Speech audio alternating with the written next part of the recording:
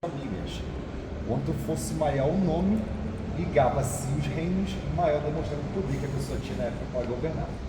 Nesse momento estão diante ao túmulo do governante que mais tempo governou o Brasil, com exatos 49 anos, 3 meses e 22 dias. Cerca de 40 anos ele esteve governando o Brasil aqui de Petrópolis.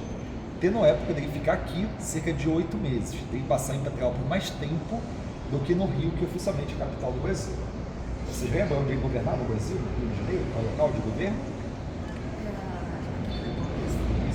Além de ter sido local de governo, o palácio que pegou fogo no Museu Histórico Nacional, foi o palácio onde nasceu o imperador. Ele nasceu no palácio, no dia 2 de dezembro do ano de 1825. O dia da semana foi uma sexta-feira. Foi registrado seu nascimento 2h30 da manhã. Nasceu com 47 centímetros, o parto levou aproximadamente 5 horas. Carioca brasileiro, só que o primeiro idioma que aprendeu a falar foi qual? Alemão. A mãe, Leopoldina, era austríaca. O último nome que eu disse, Habsburgo, veio do Império Austro-Húngaro, na época dominava a Europa, então através da mãe vai se dar uma educação de primeiro mundo. Então, sabendo disso, agora fica fácil saber porque Petrópolis vai ser construída pelos alemães, as casas com estilo alemão, a principal festa de Petrópolis é uma festa alemã. Com 2 anos de idade, o imperador vai ficar sem a mãe. Infelizmente, a imperatriz não vai falecer, daí o motivo do imperador Pedro I casar novamente com a imperatriz Amélia. Ela passou pouco tempo aqui na história do Brasil, ficou conhecida como a imperatriz do amor. Casa com Pedro I, em vez de dedicar o amor a cuidar do esposo, vai cuidar do filho dele que estava órfão de mãe.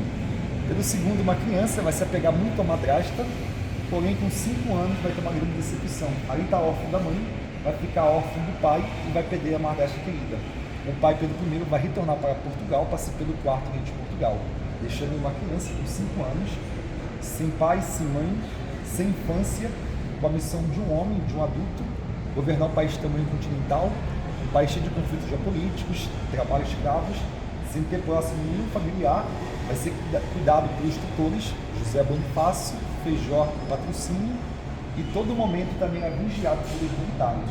Então, desde criança, teve uma vida toda disciplinada, regrada, aonde acordava às 5 horas da manhã, almoçava às 9, jantava às 4, dormia às 8. Deixa registrado em seu diário que a melhor parte da sua infância e sua adolescência eram as tardes e noite, e conseguia retornar para o seu quarto, trazendo consigo velas escondidas. Como não havia energia elétrica, ao retornar mais cedo para o quarto, os guardas achando que estava dormindo, deixavam ele sozinho no quarto. Quando os guardas se retiravam, ia para o fundo do quarto acender as velas para ter claridade e poder passar a noite acordado estudando o língua. Ao longo do dia, ele tinha uma vida de estudo para ser governante. Aqui não dava prazer. O que dava prazer era química, física, biologia, astronomia, filosofia, poesia, botânica. Ele foi autodidata em diversas matérias. Ele deixa registrado que somente o conhecimento que seria capaz de libertar o homem. Os livros, a melhor companhia para a sua vida. Então vai estudar diversas matérias. Com 13 anos de idade, vai se tornar o primeiro fotógrafo brasileiro, um dos primeiros no mundo, com apenas 13 anos de idade. Qual o motivo de tirar foto com a mão no peito? As pessoas não conhecem a história, geralmente vêm ele com a mão no peito, acham que estava limitando a Napoleão, que era estar com a mão no peito. Outros acham que o imperador era maçã, tinha algum problema, sinal, nada disso. Imagina com 13 anos, ele já se correspondia com Louis Daguerre, francês famoso por inventar o daguerreotipo, a máquina fotográfica. Assim que Daguerre inventa a máquina, vai oferecer ao jovem para o Brasil. Naquela época, tinha todos, no primórdio da fotografia, um parado com a máquina, colocava-se um pano para ajustar a claridade. Se a claridade não fosse captada boa, à noite, na hora de revelar a foto, poderia passar uma noite da sem saber se conseguia revelar a foto ou não. Apaixonado por química, era ele quem revelava as fotografias. Curioso, montava e desmontava a máquina. Então, tendo acesso ao cara que fabricava dando recurso, vai pedir que fosse feito mais máquina, trazendo para o Brasil, permitindo que aqui mais pessoas também tivessem acesso à fotografia, vai ensinar as pessoas a usar a máquina. Então ele vai colocar a máquina posicionada da forma que já estava legal, ajustava a altura, o ângulo, a posição, achando que estava bom, entre a máquina e o pano, aí entre a máquina e colocava o pano, ajustando a claridade, aí o segredo vinha nesse momento, entre a máquina e o pano, ele colocava um dispositivo amarrado a uma cordinha. Essa cordinha vinha escondida no paletó, e ficava acabando no paletó, achando que a ideia era puxar uma cordinha, acionava o dispositivo tirando assim essa fotografia. Por isso foi a primeira pessoa no mundo a registrar selfie, catalogada pelo Unesco desde 2010, Patrimônio da Humanidade. Deixou o maior acervo fotográfico do século XIX, mais de 25 mil fotos registradas em diversos países, Inclusive fez questão na primeira viagem ao mundo percorrer todo o lugar sagrado, percorrendo o Cristo vivo aqui na Terra. A fotografia deixada por ele é hoje patrimônio da humanidade. Foi também o primeiro fotógrafo no mundo a registrar através das fotografias as pirâmides do Egito. O motivo daquelas múmias que pegaram fogo e se encontraram no Brasil foi essa viagem que ele fez ao Egito. Foi tão querido não só pela fotografia, mas por seu tamanho de conhecimento, era um homem que pensava sereno em sua frente. Era muito criticado pelos nobres, não estudava sua riqueza e majestade, embora fosse muito rico, tinha essa dinastias, só era visto trajado de rei de majestade apenas uma vez no ano, de acordo com março, que dava início à Assembleia Geral. Por ele tinha que apresentar de majestade. Era nesse momento que ele apresentava ao povo a coroa, sempre na lateral. A coroa só foi vista em sua cabeça apenas um dia, somente no dia 18 de julho do ano de 1841. Depois nunca mais foi vista essa coroa em sua cabeça. Qual o motivo, sabe? Porque nunca mais usou a coroa na cabeça. Após ter sido consagrado, em respeito, ele vai entregar a coroa a Nossa Senhora, Mãe de Jesus, Rainha de todos os reis. Então vai ser sobre o reinado de Nossa Senhora que ele vai governar o povo brasileiro aqui na Terra. Daí sempre em respeito, uma vez ao ano, era na lateral. Ao longo do tempo era muito comum encontrar o imperador mal vestido, usando roupa rasgada. Ele dizia que se fosse julgar uma pessoa, que você jamais julgaria a pessoa pela sua aparência. Fosse julgar alguém sempre do nariz para cima, símbolo da sua inteligência. A aparência era uma coisa que ele não se preocupava. Se observar ali em cima do alto, verão a coroa. Ela se encontra exposta no Museu Imperial, só para ter uma noção, são 639 brilhantes, 77 pérolas, pesando 1,905 kg em ouro, assim dará. Agora você vai, Museu Imperial. Abaixo da coroa verão T2. Então, aí se você tivesse um desse garganta, do bom, respirar o poder, ele detestava. Então, T2 por cima. O que vocês viram no Museu PT tem nada a ver com o dinheiro atual. PT é a Pedro Interesse, que ele compartilhava com suas coisas. Abaixo do T2 verão o X, que é o latim, a balança simboliza a justiça e igualdade, como os americanos mais justos que naquela época. Até aqui deu para entender? Alguma dúvida? Essa igreja eu disse a vocês que foi a Princesa Isabel que pediu para construir. Qual o motivo? Naquela época vivia muito pouco, de 30 a 50 anos. Dificilmente uma mulher depois dos 30 conseguia ficar grávida, sem comparar com uma mulher de 50. Dificilmente tinha filhos. A Princesa Isabel chegou morando em Petrópolis por acima dos 30 anos, sem ter tido nenhum filho. Tinha engravidado 2 vezes, as 2 tentativas perdeu. Já conhece a cara dela, Petrópolis? Conhece? Dá um passinho à frente, ó. Chamou a atenção de vocês do outro lado da rua, que é a casa? Tá vendo? Pega a mata, branca e rosa. Ela foi a casa da Princesa Isabel em Petrópolis. Fica no Sabe prato. o significado das cores das casas? Curiosidade gosta, né? Muitas pessoas acham que as cores da época dão uma vida no coração. Você vai para ti, se tiver de patrimônio da unidade, vai ver cada casa uma cor diferente. As placas em Minas, Sul, Norte, Leste, saber que era o morador também das primeiras casas. Caminhando por Petrópolis, casa que veio branca e azul era de famílias portuguesas, branco e marrom germânico, branco e verde italianos, branco e rosa somente a família imperial que usava. O branco representando a paz, o rosa a pureza do império. Se observar, havia a mesma coisa no Museu Imperial. Isabel veio morar nessa casa, próximo dos 30. Gente, vem aqui dentro com vocês, você tá ligado? Não.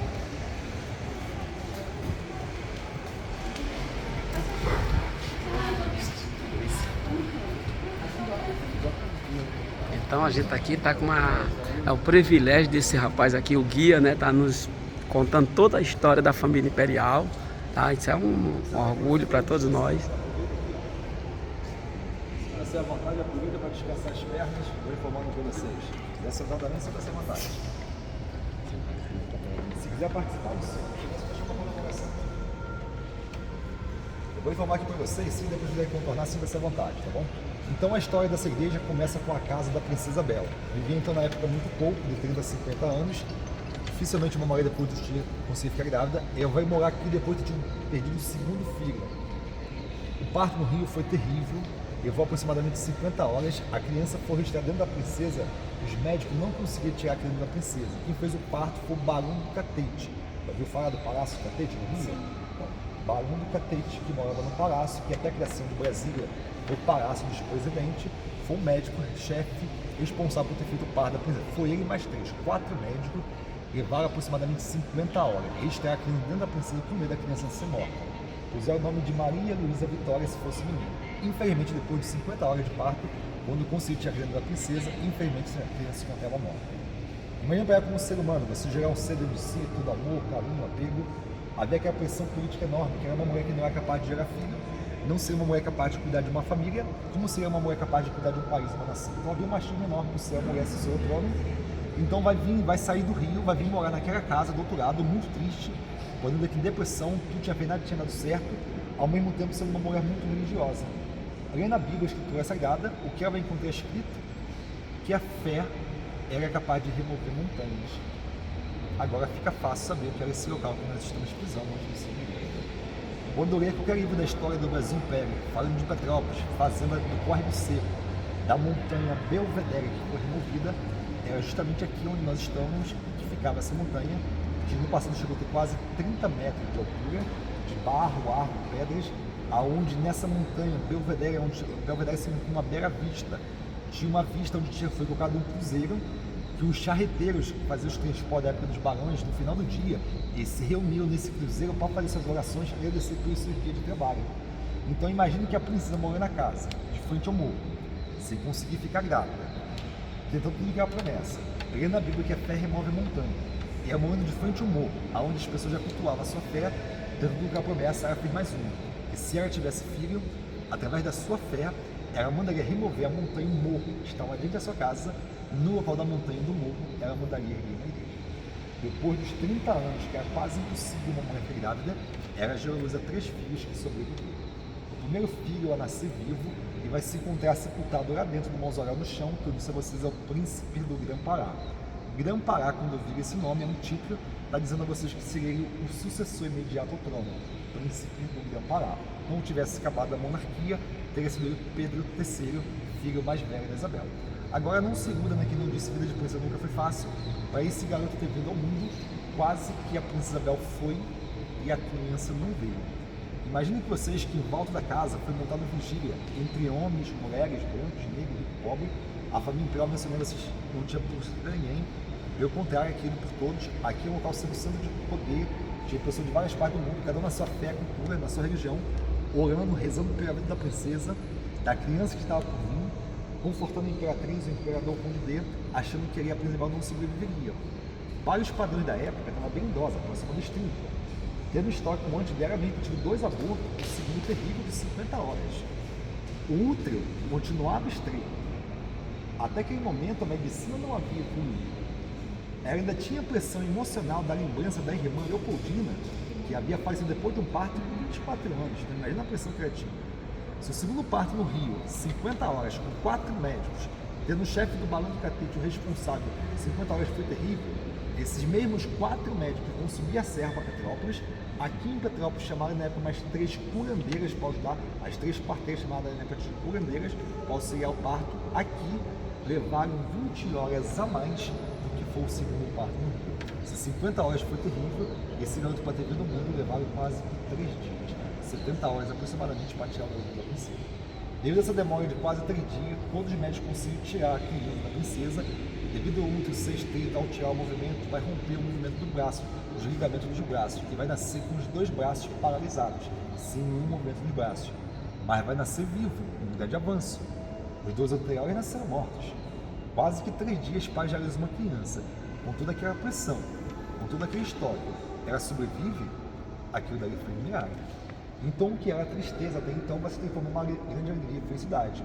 O Conde D, que eu disse a vocês, que era o esposo, neto do rei da França, Luís Felipe, ele vai voltar para a França, levando a princesa para tratar do filho, devido à Europa ter mais recursos, e ao mesmo tempo, cumprindo a promessa da esposa, ele vai pedir para remover o morro da frente da sua casa, e ao erguer a igreja diante a casa que nasceu o príncipe, herdeiro ao trono brasileiro, a igreja da promessa que a esposa havia feito, que essa igreja naquele momento no Brasil fosse construída como um símbolo francês no Brasil, faz então a união entre os Orleans franceses com os Bragança, uma igreja, um símbolo francês construída, inspirada na Notre Dame de Paris. Daí esse estilo neogótico francês. Então estilo inspirado na Notre Dame. A família imperial só viu o início da obra, não teve o prazer que nós estamos tendo aqui agora de ver a igreja construída. Essa igreja demorou quase 100 anos para ser construída. A princesa Isabel ficou grávida em 1875. No ano seguinte, 76, começa a remoção do morro para a construção da igreja. 84 vai ser antes da base, a pedra fundamental. 89 é dado o golpe, acaba a monarquia, a família imperial é exilada, é expulsa.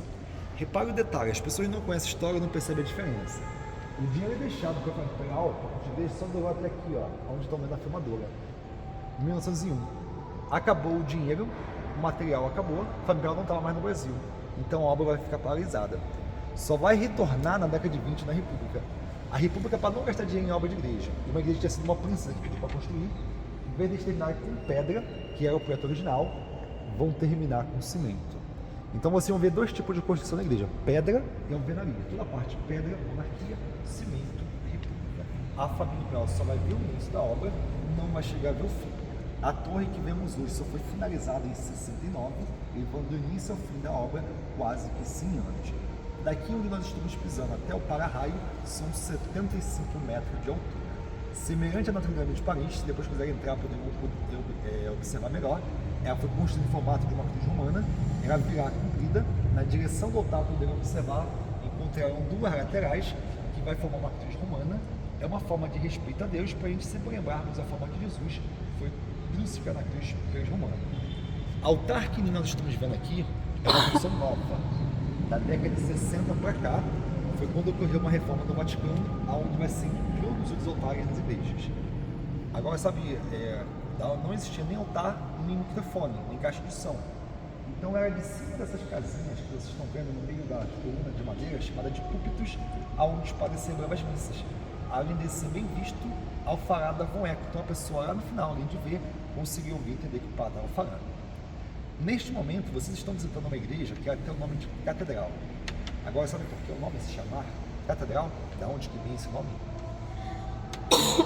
Geralmente as pessoas acham que o nome catedral que pode ser a maior igreja da cidade, devido ao tamanho, altura. Outros acham que é por ser a igreja mais antiga, mais rica, o estilo da construção. Nada disso. Qualquer igreja no mundo que vocês forem visitar, que a igreja tiver o nome catedral, esse nome catedral vai estar dizendo a vocês que vai ser naquela igreja com aquele nome catedral, aonde naquele momento vai estar sendo guardada a cátedra bispal, a cadeira do bispo. Semelhante a vocês forem numa cidade, na prefeitura, aonde vai encontrar o prefeito, a autoridade responsável por tomar conta da cidade, e nas catedrais vai encontrar o bispo, a autoridade responsável por tomar conta das igrejas. A igreja que guardar a cátedra bispal receberá o nome de catedral. Então, vai não aparece pelo nome. Aquela é a cátedra bispal. Sendo guardada nesta igreja, essa igreja então recebe o nome de catedral. Catedral é uma palavra latim que significa a casa que guarda a cadeira, uma catedral. Nas faculdades, vocês vão encontrar os catedráticos, os professores que vão ter sua cadeira cativa naquela localidade. Vai ter muita cidade no mundo que vão visitar que não vai existir catedrais. Exemplo, Petrópolis responde com 8 cidades circunvizinhas. Teresópolis, se vocês forem visitar, vão encontrar diversas igrejas, mas nenhuma igreja em Teresópolis é catedral. Todas elas são subordinadas aqui à Diocese de Petrópolis. Agora imagina que se de hoje para amanhã o Papa, a autoridade máxima da igreja, resolve mandar o bispo de Petrópolis ir lá para Teresópolis. Por ordem do Papa, o bispo vai sair daqui e vai sair levando a sua cátedra. Aí lá em Teresópolis se constrói uma igreja pequena, simples, para receber o bispo. O bispo guardando lá a sua cátedra, ela vai receber o nome de catedral. Aqui uma igreja antiga, enorme, cheia de história, não tendo mais a cátedra, voltará a ser uma igreja comum. Então pode ser que daqui a alguns anos você retorne aqui em Petrópolis, vou visitar a catedral. Não, ela não tem mais catedral, ela tem mais igreja. Beleza? Deu para entender? Os vitrais que verão em volta da igreja, em números, são 38. Desses 38, 4 foram feitos na França, em Paris, e 34 aqui no Brasil. A França, além de ter a Torre Eiffel famosa, é um país também famoso por fabricar vitrais. Então, as principais igrejas no mundo que vocês forem visitar, se tiver vitral, geralmente vai ter um vitral francês. Aqui no mármore italiano de Carrara, um vitral francês. Agora, vocês sabem reconhecer o vitral francês dentro de uma igreja? É bem fácil. Esse próximo 1 minuto, sem vocês precisarem estudar a história da arte e sem eu fazer nenhuma mágica, vou transformar os lexicais em vitrais. Vou dar para vocês a dica. Se acertarem menos de 1 minuto, aí dá tempo de eu contar uma outra curiosidade que poucas pessoas sabem. Vocês vão sair daqui sabendo mais do que os fiéis, mas tem que ser menos de 1 minuto, combinado? Os vitrais franceses é fácil identificar em qualquer igreja no mundo que for visitar, sabendo de 2 detalhes. Sabendo esse detalhe não erra nunca. O primeiro detalhe é da cor azul. No passado não havia tintas que pintassem vidros na cor azul. Os franceses foram os primeiros a deter a técnica. Aí, com o passar do tempo, as pessoas começaram a saber como faziam, começaram a imitar os franceses. Só que os franceses tinham um diferencial. Qual? Na parte superior, mais em cima, os franceses colocavam o nome do santo em latim. Então, o que você vê ali no alto, o nome do santo em latim, é a cor azul mais forte, feito na França. Não tem nome de santo feito aqui no Brasil. Olha, nem vê se identifica, são 4. Hein? Aí já acabou a brincadeira, né? Atrás da coluna, São Pedro de Alcântara, doutorado, ó, Teresa d'Ávila. Atrás da coluna, ó, São Francisco de Assis e Santa Elizabeth da Hungria. Isso eu falo os dois de cada lado. Essa aqui tá mais clara. Se observar lá na frente, ó, vocês vão ver a corzinha, mas está faltando um detalhe. Aí agora já estão aprovados, hein? Bota aqui no vídeo, depois chega para você certificado. Então, o que vocês já acertaram em menos de 10 segundos, hoje vocês vão sair daqui sabendo mais do que o morador da cidade. É que nem uma pessoa que vive numa cidade de praiana, dificilmente toma banho de mar. Uma pessoa que mora na cidade histórica dificilmente já conhece a história dessa cidade. Então, geralmente, como os vitrais eram feitos na Europa, principalmente na França, a maior parte das pessoas acha que tudo veio da Europa. Não, apenas 4 veio da França. Ah, mas já que então não veio tudo da França, mas vieram os artistas fazer de lá, fazer aqui. Também não, a gente nunca valoriza o que é nosso. Não, foi feito por um artista nativo, brasileiro, morador daqui de Petrópolis. Eu costumo brincar e dizer que era um minhoca da terra, chamado Carlos Oswald. Alguém de vocês já ouviu falar desse senhor? Carlos Oswald? Não? Carlos o quê? Oswald. Vocês que estão assistindo aí no comentário, deixa aí se vocês sabem quem foi esse Carlos Oswald. Talvez vocês não estejam lembrando. Eu tenho certeza que todos vocês, no mínimo, todos vocês que estão nos assistindo aí, vai conhecer um dos seus trabalhos, tenho certeza. Se ainda não conhece pessoalmente, na teoria já viu diversas vezes, tenho certeza. Carlos Oswald, esse artista responsável por ter feito os vitrais dessa igreja, ele vai ficar hoje mundialmente conhecido. Além dos vitrais dessa catedral, hoje um dos seus trabalhos se encontra como uma das 7 maravilhas do mundo moderno. Foi Carlos Oswald, o mesmo artista responsável por desenhar a imagem do Cristo Redentor no Rio de Janeiro. Conhece o Cristo Redentor no Rio? Conhece? Viu que eu tinha certeza? Se vocês forem visitar o Cristo Redentor e lembrar dessa informação que eu estou dando a vocês, atrás do Cristo, onde dá acesso à capela, vocês vão passar pelos bustos dos construtores do Cristo Redentor. Além do busto do Carlos Oswald, que vocês vão ver que desenhou o Cristo, que desenhou os vitrais, vocês vão ver também um busto do Heitor da Silva Costa. O mesmo arquiteto carioca responsável por construir o Cristo, foi ele o responsável por terminar o projeto da torre da catedral. Ele carregou hoje era mínimo, tanto de estudo de trabalho. Então, as mínimas pessoas que no Rio construíram Cristo, aqui trabalham na construção da catedral. Então, são detalhes que poucas pessoas sabem. Vocês aí do canal do nosso amigo aqui vai sair hoje sabendo mais do que os moradores. Então, vocês vão sair que se pés e vitrais. Repare o detalhe que as pessoas não conhecem e passam despercebido. O artista francês vai contar a história do santo, mas com paisagem de plano de fundo, ele vai desenhar o quê? As paisagens, as construções europeias. Inclusive aqui mais branquinho, você acha que está mais claro, porque é neve. Nosso país já é neve.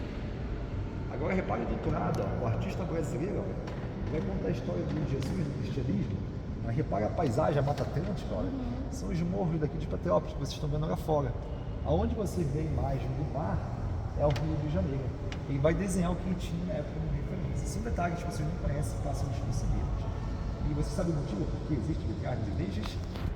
Também, mas pode contar. Outras pessoas acham que é a iluminação, acham que é a história de beleza, outros acham que a igreja idolatra muito mais, cheia de imagens. Quando os vitrais surgem na Idade Média, naquela época as pessoas tinham dinheiro, tinham poder, mas nem todos tinham conhecimento, compreendiam escrita, sabiam ler. Para ter uma noção, na década de 50 do século passado aqui no Brasil, cada 10 pessoas, 6 eram analfabetas. Imagina, década passada, século 5. Década de 50 do século passado. Na Idade Média, naquela época, o conhecimento escrito era ligado ao homem e ao clero, à igreja. Uma mulher que soubesse ler naquela época estava condenada a morrer na fogueira, era taxada de bruxa, tinha poderes sobrenaturais.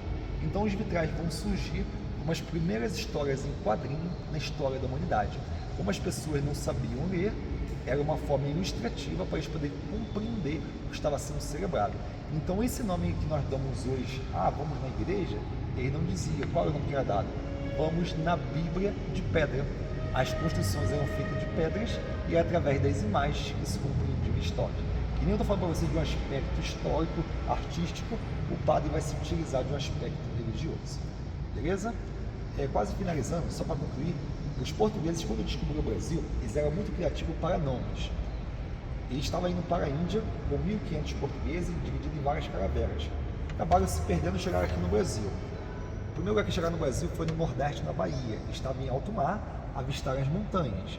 Pô, vamos chegar na montanha, mas precisamos achar um lugar seguro para chegarmos até a montanha. Então foram navegando em busca de um lugar seguro. Acharam, descendo a embarcação, vão fundar uma cidade. Qual a primeira cidade? Fundaram Porto Seguro. Chegaram num domingo de Páscoa. Qual o nome da primeira monte?